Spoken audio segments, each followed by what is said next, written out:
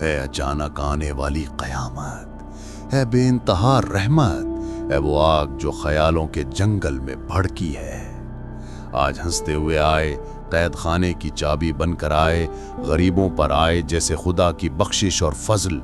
سورج کے دربان تم ہو، امید کے لیے لازم تم ہو، مقصد تم ہو، طالب تم ہو، انتہا بھی اور ابتدا بھی۔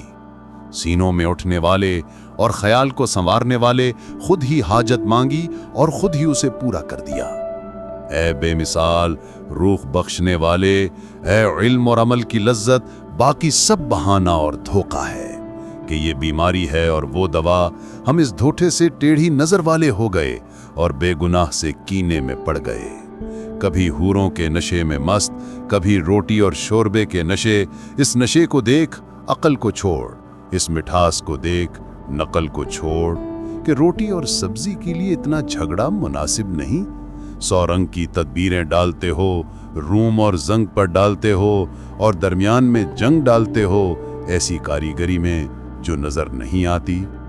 چپکے سے جان کا کان ملتے ہو اور لوگوں پر بہانہ دھرتے ہو۔ جان یا رب مجھے چھڑا پکارتی ہے، خدا کی قسم یہ ایک کھیل ہے سردار۔ خاموش کہ میں بہت جلدی میں ہوں۔ میں جھنڈے کے پاس گیا، کاغذ رکھ دے، قلم توڑ دے، ساقی آ گیا ہے، صلائے عام ہے۔